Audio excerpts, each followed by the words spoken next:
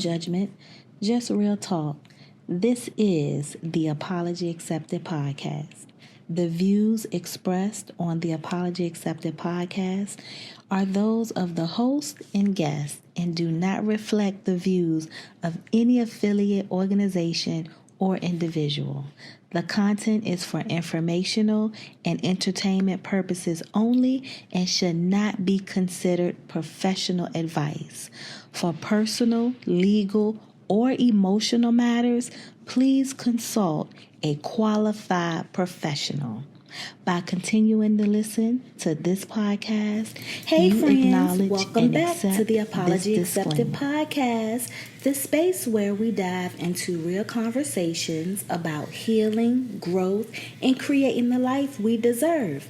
I am your host, LaTesha Monique, and I am so grateful to have you tune in to this episode. Whether you're tuning in for the first time or you're a returning listener, I'm so glad that you're here. This space is for you, friend. In this episode, I want to talk about when closure doesn't come. How do we heal without getting that apology that we feel like we need? As we enter into this beautiful holiday season where we prepare ourselves for forgiveness and sharing and loving up on our loved ones and our close friends, I'm going to be opening up about a hard truth. Because guess what? Sometimes closure never comes. So what do we do with that? What do we do when we do not get the closure, that apology? Because sometimes we equate apology to closure, or that last conversation to closure. But in that last conversation, you want an apology. So all of that for us means, okay, this is the closure that we need. But is it really? I had to learn to stop holding my healing hostage to someone else's words. So let's explore what it means to create our own closure. Release the need for answers we may never get and step into healing on our own terms. If you ever found yourself stuck in the silence of an apology that never came, this episode will remind you that peace, baby, is still possible. Now, let's tap in to this healing without an apology. Because guess what? When closure never comes, you have to create it yourself. I remember waiting for an apology that I thought would make everything right all over again. It was like a reset button. Well, if this person or these people would just apologize, then everything will be all right. It'll be right again, right? I held on to the hope that one day I get that call or that text message or that email or that any type of communication that would give me that closure I felt like I needed, but it never came. And what I realized is that with closure brings out truths and factual information. And sometimes people don't want to touch on that. They don't want to touch on what the truth is about certain things. And so when we don't want to touch on the truth, what do? We just kind of ignore it. Like, oh, yeah, it ain't never happened. Move on. And what finally helped me was writing down everything I wanted to hear and then reading it back to myself. It wasn't about them anymore. It was about me giving myself the release I was waiting for. I gave other people too much ownership to my healing and how I am supposed to feel every day. Like, too many other people had more control over my healing than me. And I thought about it and I thought about it, and years has went by with this bitterness of, well, they never, the quote, well, they never. And what I had to think about is, well, how am I going to do this myself? Because what is closure? Like, what does that have to look like? What does that really mean? Because sometimes closure come in silence. Hello? Don't skip past this part. Y'all hear me? Turn me up a little bit. Turn me up. What? Come in silence. And that's all the closure you need. See, we want to put a voice to a closure. We want to put words to a closure. And that's not always closure. Because how many of us thought that having this conversation will give us closure, and so now we in the conversation and you going, back and forth with the other person and nothing get resolved. So was that really closure? Nah. You have to create the closure for yourself that will help you move past whatever it is to get you back to your healing point. Closure doesn't have to come from someone else. You can create it by expressing your feelings in your own way. And journaling is a great start. I always talk about journaling because journaling has helped me so much during my healing process, and it continues to help me, and I continue to journal. So journaling is a great first step. Writing a letter you never send off. Like, sometimes we just have to express ourselves and get the thought and the words from our minds. So writing it down. Write it down. You don't even have to send it. You can write it down and burn it, or even speaking your truth out loud. Because guess what? Your truth is your truth, and somebody else's truth is their truth. No one is right or wrong because everybody stand in their own truth. But having a conversation, I think sometimes is what make us feel like that's closure, because we want the other person to hear what we have to say, and then we want to hear what they have to say, but we want them to add the apology to the end of what they're saying. So sometimes we just have to speak our truth out loud. It helps. Now, after you have spoken your truth out loud, you done journaled, now you need to let go of the why. That why will keep you in the chokehold, boy, for so long. You don't even realize that is what's causing this animosity, this anger, this hold on. It's the why. The why keeps us hostage within ourselves.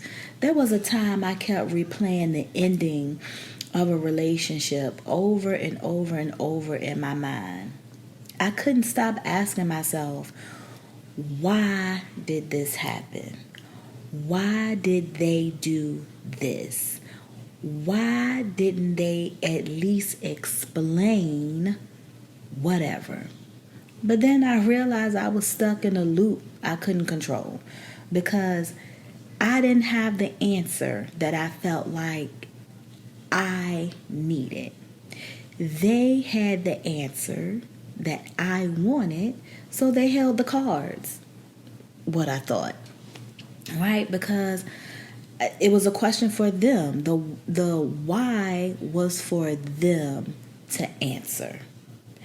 The shift came when I asked myself a different question. I said, okay, well, clearly I ain't gonna get this answer, so what did I learn? Like, what is the lesson in this, so I can try my best to move forward with answers that I don't have? Now I have to create my own answers. Just like, I said we have to create our own closure. So now it got to the point where I had to create my own answers. And again, that's when the shift came in for me, because I had to ask myself, what's the lesson here? What did I learn?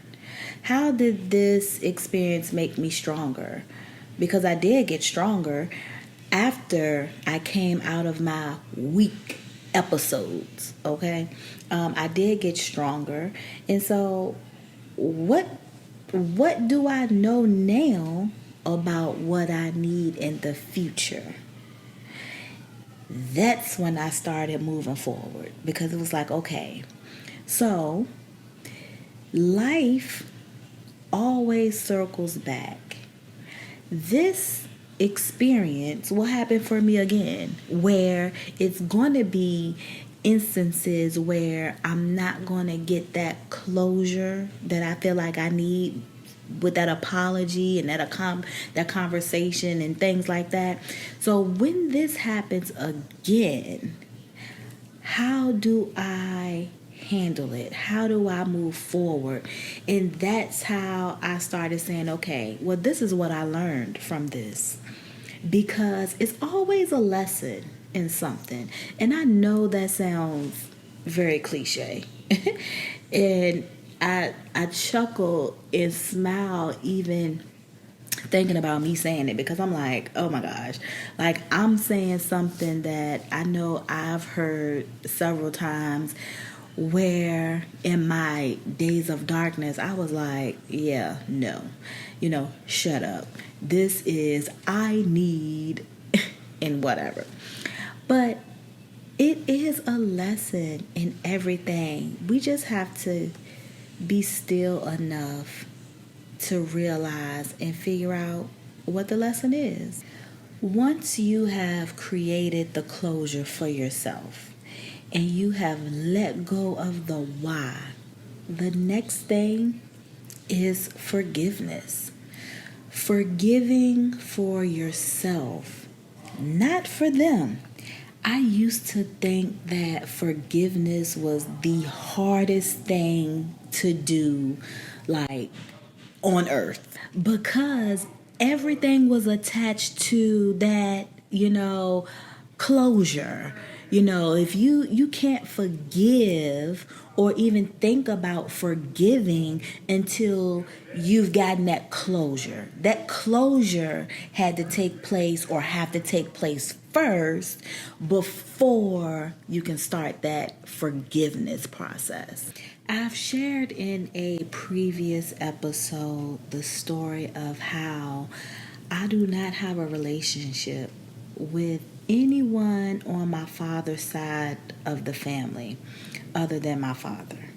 So I always refer to this story because it's a great example of how we hold on to anger and grudges sometimes. And in this case, it had absolutely nothing to do with me, because this was a thing that had brewed before I was even born, and I just kind of was born into this chaotic situation. And the one person that could have controlled the situation didn't. My father is the one person who could have really put this whole issue, whatever that issue was. I still to this day don't know what the true issue is. Like I have 3 like separate stories, but I don't know what the true issue is. But whatever it was, I think my father held the key. But because he was not in his right state of mind, because my father was an addict, in his younger years.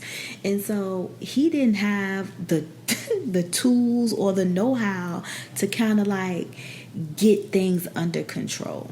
So it it kind of, no, it didn't kind of, it spun a web so huge where it really wasn't, we really couldn't put the pieces back together. And I say we, meaning me and my father, because me and my father has had conversations, and me and my father has always been able to just be honest. Like, I've always been able to sit in a space where I can just say what I need to say, and it's honest as I can be. Phase with my father. Like, I never had to really sugarcoat anything with my father, though at one point I did, because I always considered feelings. Like, if I say this too blunt, it definitely could hurt a feeling. But I always been able to just have a real conversation with him, and so we could never put the pieces back together because he feel like, his family has a valid point, and I feel like I have a valid point, in which I think he agree with both sides. I just think he really don't know how to bring the sides back together, if that makes sense. And so you will sometimes hear me, refer to my father's family as his family. Like, oh, that's my dad's family. And some people will call me out and be like, well, you know that's your family too. Well, whatever. That's his family, and I'm his daughter. And so that's just how I look at it. And so the question has come to me, stating like, okay, well, if you speak like that, have you really forgiven?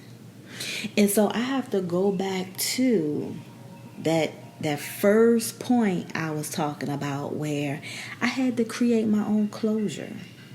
And for me, this was my closure. And I am okay with the ending. And that's why I'm able to talk about it today, because at first I would never talk about it. I would never speak about it. It didn't say anything. But now I've created my own closure. I don't need any answers from anyone else. And I also shared in another episode how me and my father's sister, we never had a relationship. And, God rest her soul. But we never had a relationship. And my dad used to, back in the day when I was a kid and he was like in the streets, would just drop me off at her home.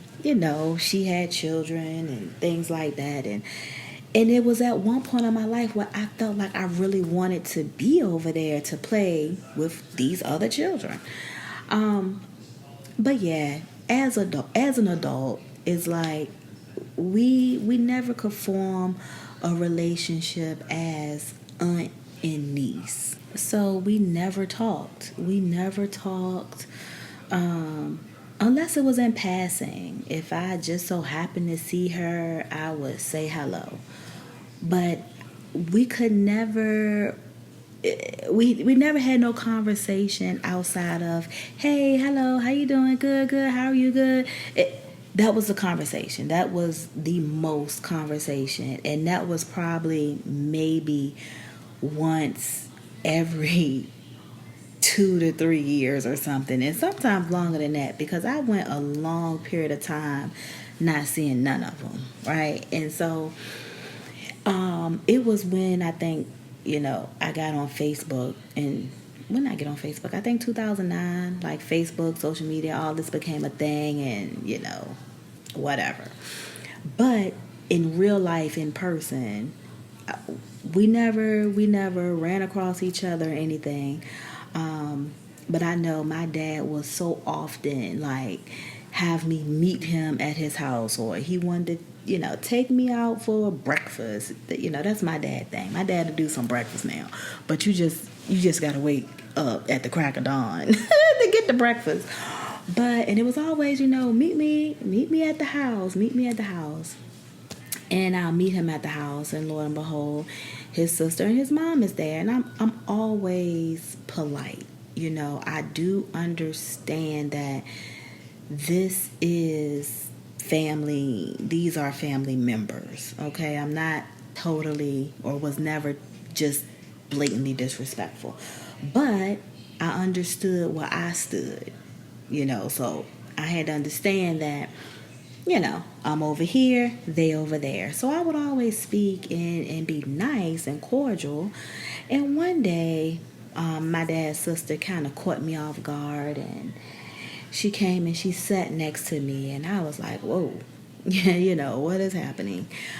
But she sat next to me, and she just looked me in my face, and she said, I am sorry. And so now we have this awkward moment of silence because she is apologizing for something I don't know yet. Like, okay, is she apologizing for her children? Is what my first assumption was, because it was your kids that was real, just distasteful, but they got it from somewhere, you the mother, so I'm assuming that's where the apology came from. Well, Lord and behold, she kept going, and she shared something with me that I never knew. And she said, I want to apologize to you because when you were born, I told people that you were not my brother's child. And now I'm like, oh, God. What? Like, now how do I react? How do I react to this? Because this is something that I never knew. Like, my mom never shared this with me or anything. So I'm like, oh, okay. And she went on with her story, y'all. She said, yep, when you were born, I told people that you were not my brother's child because I did not want my brother to have a baby by your mother. And she was like, I don't know what it was about your mother, but I just didn't like her. And I liked Jessica mom better. And for those who don't know me that well, Jessica is my father's other child, who we are a couple of months apart. I think 2-3 November, February, 2-3. And so I was like, oh, okay. And here it is, me sitting here with no emotions, and this woman is sitting in front of me with tears in her eyes, like telling me this story. And she was like, you are here, your son is here, you have a beautiful son, and I just would like to spend more time with your son. And mama, she said mama, which she was talking about her mom, which is my dad's mom, which of course is my grandmother. And she was like, if ever you need to just run to the store, you can leave him here. He's such a good baby. And, she went on into this story. And what she didn't realize is that I was still stuck at, I told people you were not my brother's child. I was still stuck there. And so I say all that to say, you have to go through all of the processes that is necessary for you to be able to get or let go, or get that closure that never really comes. Because in this case, for her, that may have been her closure. I don't know. She was able to get that burden off her chest, and she probably been holding on to it. She probably thought I knew that story, and she wanted to apologize. Whereas I thought she was apologizing for them churn of hers, but she won't. She was apologizing for herself. And I didn't know what to do with that. I really did not know what to do with that. And some parts of me wish she would have just kept that and took that on with her, right? But she didn't. She gave it to me. And so now I have it. And what am I supposed to do with this, right? Because the closure came for her, but it opened up this whole big box for me. Like, it wasn't closure for me. So I had to really create my own closure in that situation. And that's what, for anyone's listening, and it might not be this situation in particular with a family member. You could be in a relationship with someone, whether it's a friendship or an intimate relationship or a partnership in business, whatever the case may be. You have to create your own closures when things come to an end. And you know when it's the end. You don't need nobody to tell you. See, that's why I think we kind of get it twisted at. We feel like, oh, we need for it to be said, this is the end. No. You know when you are standing in the end of something. No matter what it is, whether it's your job, any type of ships, meaning relationships, family member, business ventures, like, you know when you are standing in the end. You don't need no one to tell you, okay, we're going to sit down and have this closure. No. You don't need that, because you know. Now, whether you are ready to accept it, because we as humans, we get comfortable in situations where it's easier to keep going than it is to stop. Okay? So we sometimes get comfortable, but no. You know when you are standing in the end. And right then and there, you need to forgive. And I know this is easier said than done, but it's easy when you're not looking for closure. When you are not looking for the fairy tale closure, because just like fairy tales, we want that fairy tale beginning. We always look for that fairy tale beginning on how we started something. And so it's only right that we look for that fairy tale ending with a great closure conversation. And parties can go their separate ways and maintain this friendship of being cordial in the world. Well, you really don't need that. You really do not need that. What you need is closure as far as you creating your own peace to move forward. That is what's needed. Whether that come in silence, whether that come in writing yourself a letter like we talked about, whether that come with journaling, whether that come with speaking your truth out loud. Your closure is for you. Nobody else have to be a part of your closure. Why? Because it's yours. It's for you. You can make that look however however you want to. It's your closure. We have to create our own closure so we can start moving forward in this forgiveness. It's easier for you to forgive once you created your full closure for yourself. Let go of giving someone else the power over your peace. Closure isn't always something someone else gives you.